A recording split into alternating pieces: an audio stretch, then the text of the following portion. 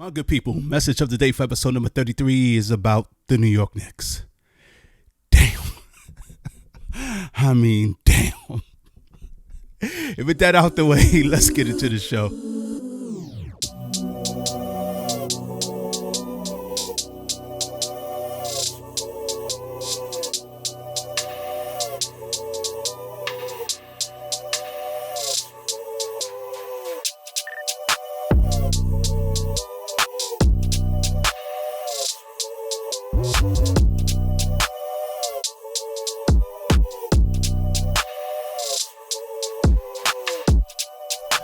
My good people, welcome back to episode number 33. Don't Kill the Messenger podcast is always coming to you in front of that iPhone. Is your boy Marc.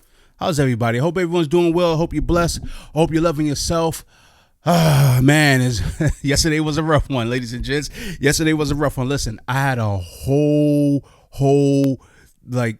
idea of what I was going to do in my head with this podcast, because there was like literally no way that I would have believed if you told me on Saturday night that the Knicks were going to lose Game 7 in Madison Square Garden. Not this team, not my beloved Knicks team. Now, if you watch this podcast, you know I am a Knicks fan as well as a notorious Knicks hater, but I've come around on this team. At the beginning of the season, I told you that the Knicks season was going to be pain, and honestly speaking, they really gave us the total opposite. They finished the second seed in their conference.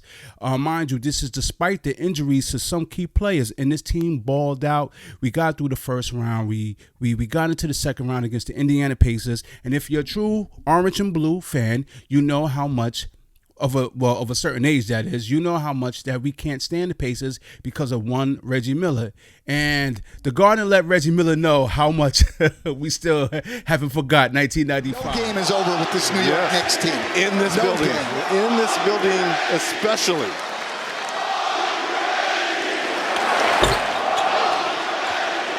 Yeah. All right, here's my boys. I think they said fuck you. Uh-oh. Josh Hart. And rightfully so. But here's the thing. I see a lot of people talking about this is the same old Knicks. This is the same old Knicks because we lost Game 7 and our season's over. If you ask me, the NBA playoffs is over. No, I'm going to pay attention because that Anthony Edwards from Minnesota, he really got something. So I'm going to continue to watch. But for all intents and purposes, the NBA playoffs is over in New York because we took a L, and the final score, I believe, was 130 to, 109. Yeah, 130 to 109. Yo, we got spanked by 21 points. Now, listen, during the series, there was a game, I believe it was what game was it? It was a Game 4 when we got smoked by 30 points, and everyone got all scared, up in arms. But I was like, everyone chill, it's going to be okay. Because the next game, we came back in Game 5, and then we gave them that 30-piece biscuit with a Coca-Cola right back to them, and we beat that ass. And then we went back to Indiana, and Indiana did what they were supposed to do. They handled home court. So we come back to New York City, Game 7 in the Garden. By the way, I noticed something. Every time we play the game at 3:30 p.m., I don't know. Yo, bro, stop making the Knicks play at 3:30 p.m. Something about these 3:30 p.m. games is not resonating with us. I don't know what's going on. So we come to the Garden on Sunday. It's a 3:30 game. And honestly, we just wasn't in the game from tip-off.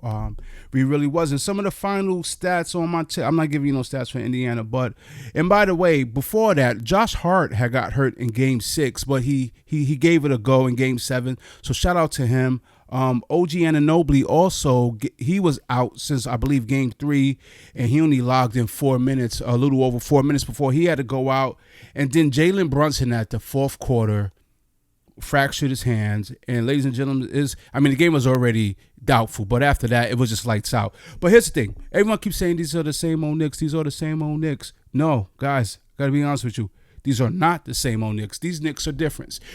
Do you not see the energy these Knicks brought to the city this playoff run? Do you not see how the culture of Madison Square Garden is changing?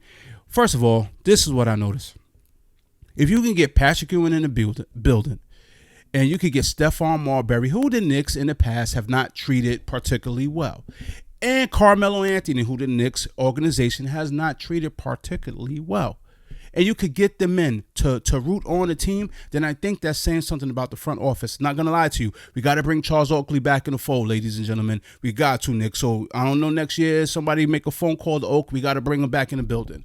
But the Knicks front office are trying to change the culture of winning in New York City. And it all starts with our point guard, Jalen Brunson, who, in my opinion, could have been considered at least had one damn vote for the MVP this year, because he was really the most valuable player to me, to a team with inside the league. But here's the thing. Every time you watch this podcast, I'm always talking about, oh, New York City's bad, and New York City and the crime and the migrants, because it just is what it is.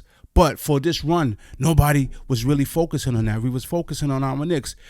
You look around the city, everyone was wearing Knicks hats. Everyone was wearing orange and blue. Everyone had on their shirts. Everyone had on like full Knick regalia. It was just a good look. To me, it felt like 1994. Why did it feel like 1994? I'll tell you why. Because one, OJ was in the news. He passed away. Two, the Rangers was also trying to get to the Eastern Conference Finals in hockey. So it just had a 94 vibe to it. So that's why, yesterday was so disappointing, because there's no way the Knicks was going to lose Game 7 in the Garden, and that's how I felt, at least at the time. But the city needed that energy. We needed that vibe, man.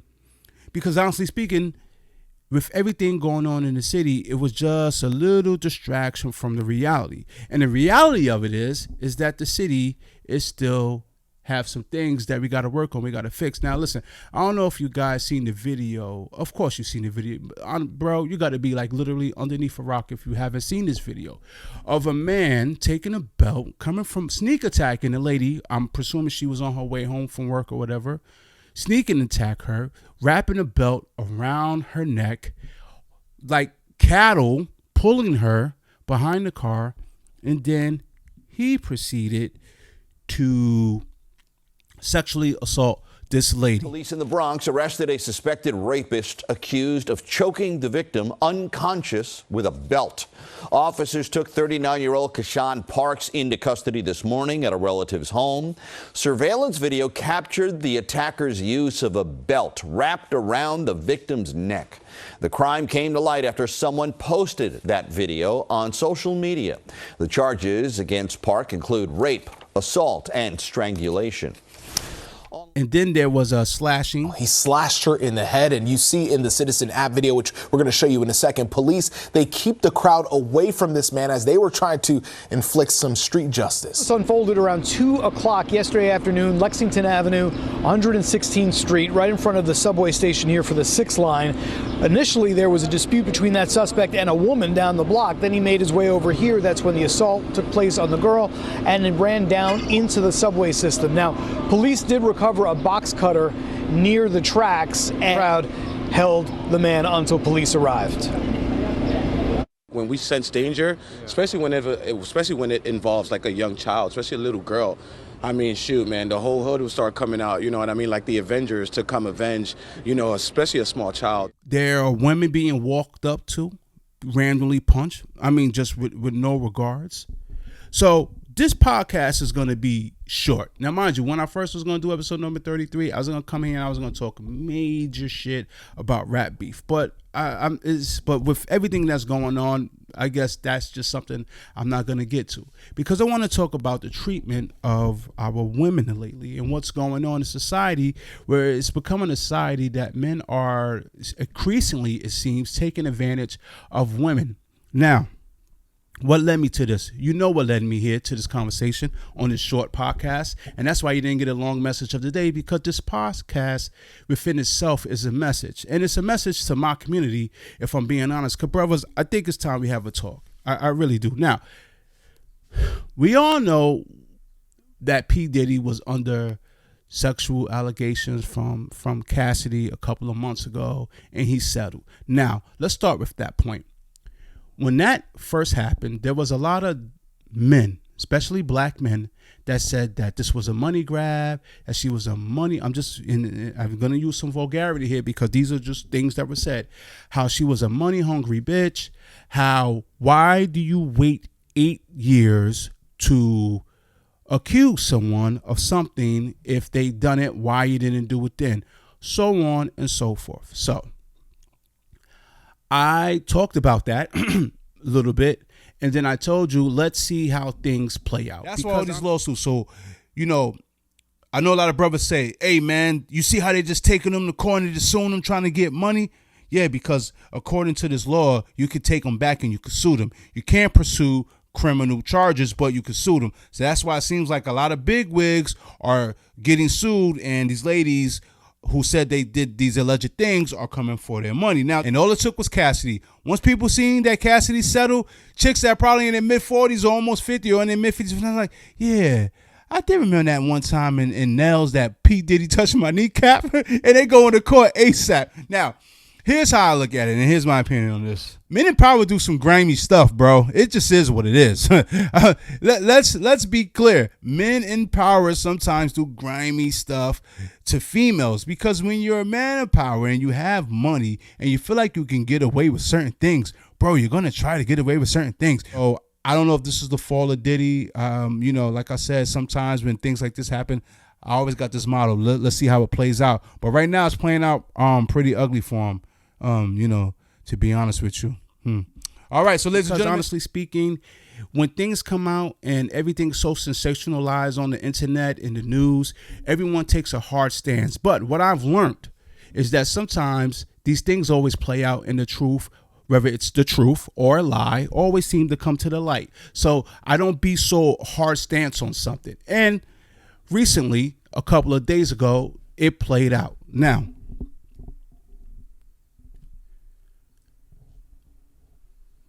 you've seen the video. The video is of Puff Daddy, and he seems to be intoxicated, and she seems to be in fear of her life, of whatever just happened inside that hotel room. Now, you know you have to be scared shitless if you're trying to get the hell out of Dodge and you have no shoes on your feet. The girl was barefooted, and I just guess she wasn't fast, or maybe he noticed she was gone, because as the video shows, Sean Combs runs after her in a towel, and as the video shows, he drags her to the floor, he kicks her. I mean, this video is really disturbing. In the video is cringy, and the video is shameful, because this is an icon of the hip-hop community. He just is what it is. He is a staple. He is a legend. He is an icon within the community of hip hop. So when we see guys like that, we don't think guys are capable of doing things like that. But there's always a dark side. And I told you last time when I potted, rich and powerful men, and it's just not rich and powerful men, because as I'm going to get to, men sometimes in general do grimy stuff to women. And if you feel like you can get away with it, you're going to try to get away with it. So the video was quite disturbing. Now, he came out and issued an apology and saying that he was in a dark space, in a dark place at that time, and how he was just really fucked up. And honestly, by looking at the video, you could tell there's something going on, because that sort of ferocity, that sort of anger, that's clearly someone who's going through something, but it doesn't give him an excuse. But here's the thing about the apology video, which, you know, I'm sure everyone has seen by now. So difficult to reflect on the darkest times in your life. But sometimes you got to do that. I was fucked up. I mean, I hit rock bottom, but I make no excuses. My behavior on that video is inexcusable. I take full responsibility for my actions in that video. I'm disgusted. I was disgusted then when I did it. I'm disgusted now. I went and I sought out professional help. I had to go into therapy and go into rehab. Had to ask God for His mercy and grace.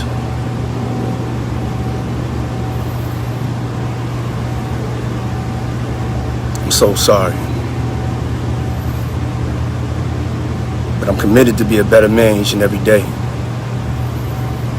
I'm not asking for forgiveness. I'm truly sorry. He didn't say her name directly, bro. And I just wish he would have just said Cassandra. I'm fine because now she's married to the trainer Alex Fine. I am sorry for my actions. Now, some people say it's a little too late because he should have apologized at the time when she came out with the lawsuit, and that part of what happened in the video is in that lawsuit. He should have apologized then, but he denied everything and said, no, I didn't do it. They're trying to bring me down. And then he came up with a post that said, is enough. And now because everything, hey, bro, Big Brother's watching. You literally can't do anything grimy. There's a 99% chance someone caught it on video. And because that video came out, now people feel like he's backtracking and he's apologizing for that. So when I say I want to talk to my brothers, I want to talk to my brothers. Now, listen, there's a small segment of brothers who, when the video first came out before Sean Combs issued an apology, they said that is not Puff in the video, that is someone else, and it seems like he's being set up. Ladies and gentlemen, to that small segment of people, I will offer this advice. My nigga, you got to grow up. My nigga, sometimes things are what they are, bro. You can't be such a Neanderthal that you can't call out another man on his wrongdoings. That was wrong. That was him. Apparently it was him because he issued an apology.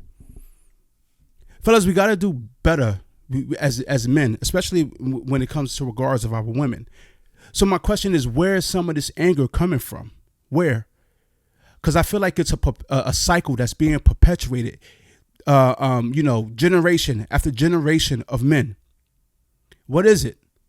Sometimes I feel like despite how many things you've accomplished, how many toys you have, how many women you sleep with, how much money you acquire, if you're not happy with yourself, none of that shit helps you at all. It's not fulfilling. And you're talking to a man who tried to fulfill his soul with certain things, and at the end, I just realized it wasn't fulfilling. So I'm speaking from a place of a person who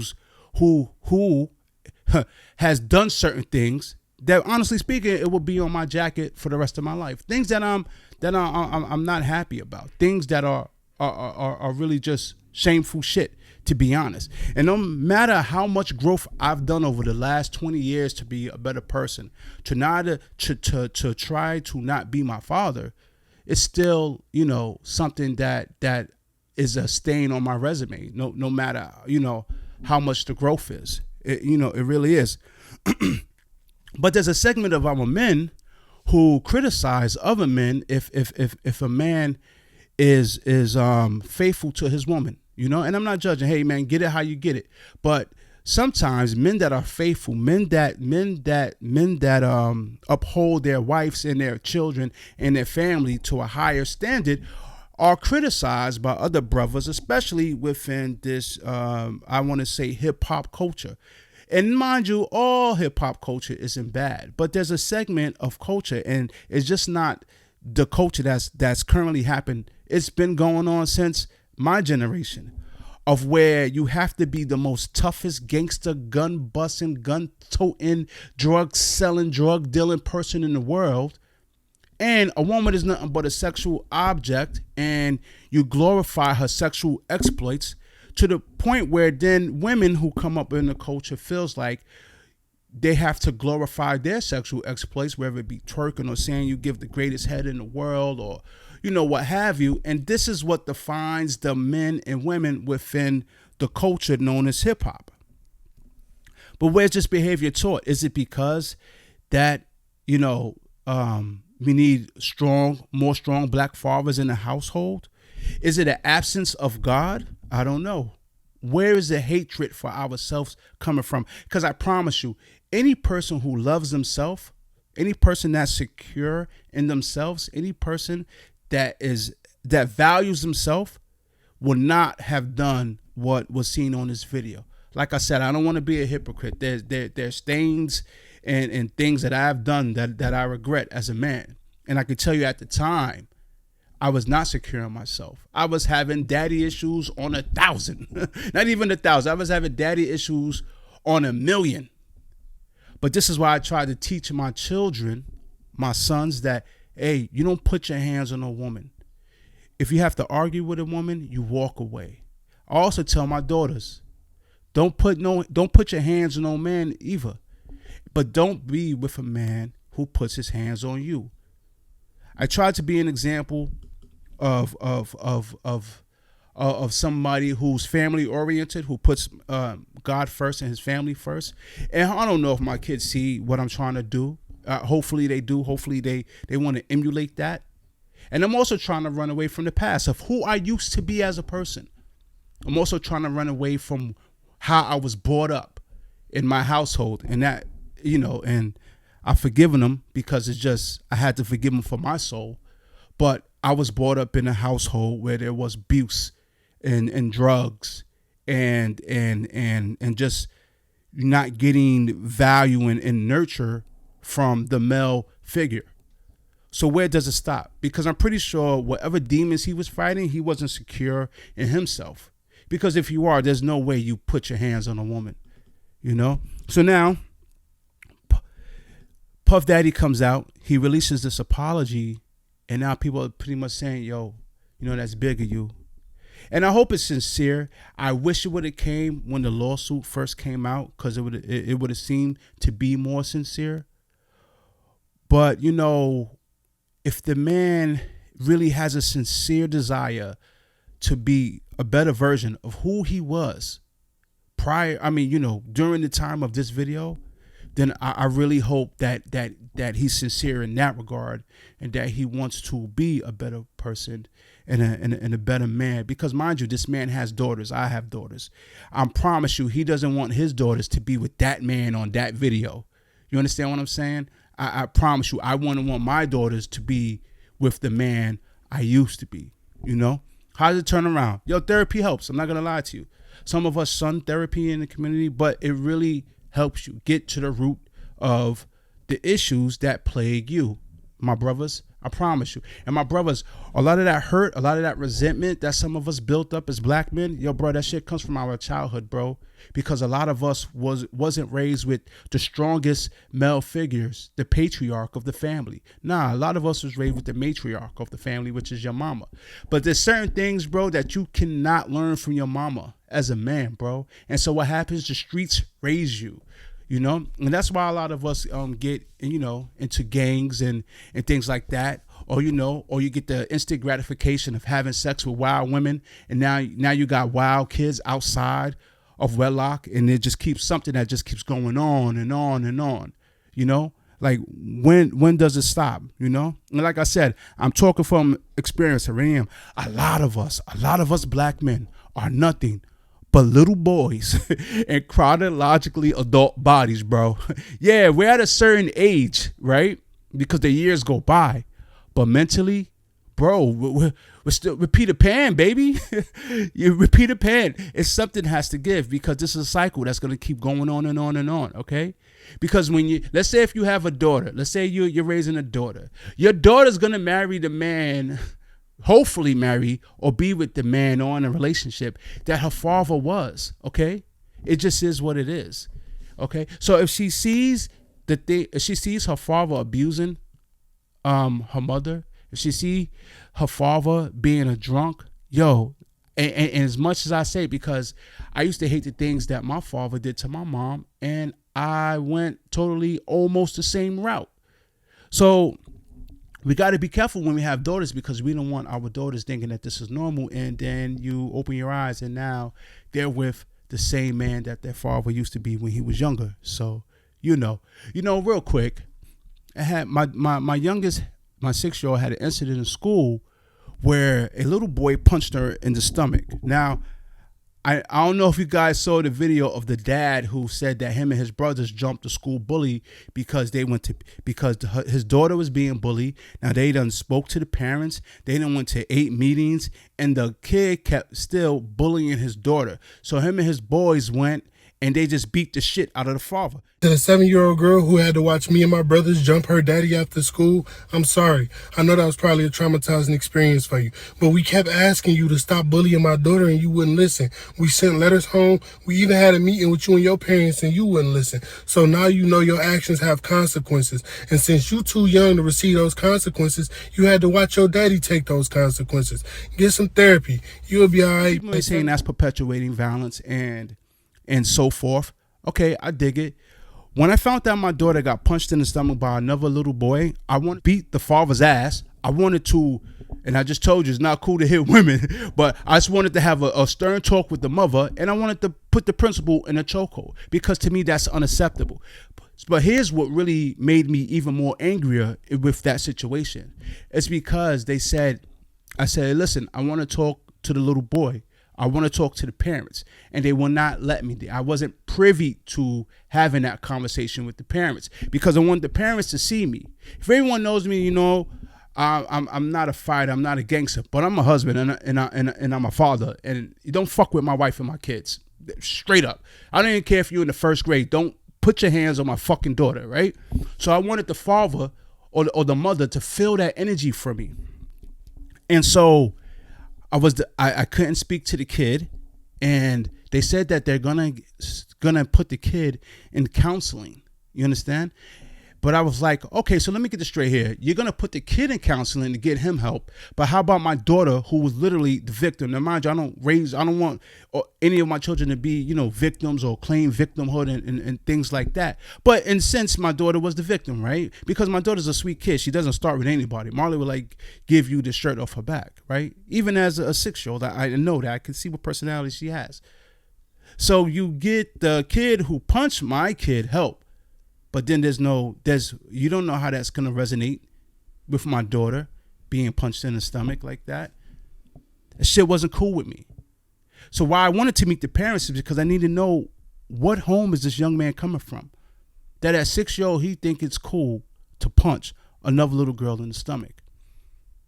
If I had to guess, I would say that something's going on with dad. Like I said, they didn't let me meet the father, so I got to make guesstimations. Something's going on. We have to start teaching our young kings how to deal with anger, how to deal with emotion, because a lot of our kids are in jail and in prison because the emotion and anger from adolescent is out of control. And that's why segments of the city is out of control, because these young men have they have, and mind you, they're young, right? I get it, because your damn brain ain't formed to like 20 plus years old.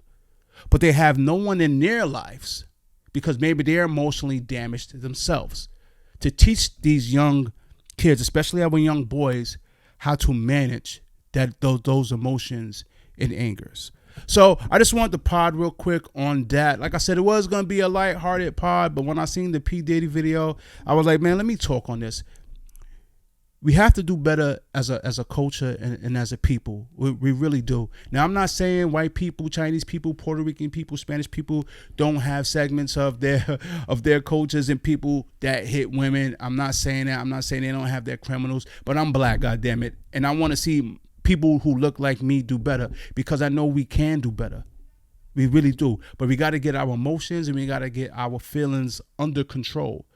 If not, we're just going to have a whole bunch of people going in and out of jail, and a whole bunch of people that are going to not know how to check their emotions. Because when you have unchecked emotions and you add it with alcohol and drugs, that's a recipe for disaster.